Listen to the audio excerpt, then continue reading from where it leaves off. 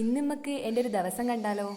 രാവിലെ തന്നെ എണീറ്റ്, രാവിലെ എന്ന് പറയുമ്പോൾ ഒരു 7 മണിക്ക് പല്ലെല്ലാം തേച്ച് അമ്മേൻ്റെ ചെടികളെല്ലാം നോക്കി. നമുക്ക് കുറേ ചെടിയുണ്ട് ഇവിടെ.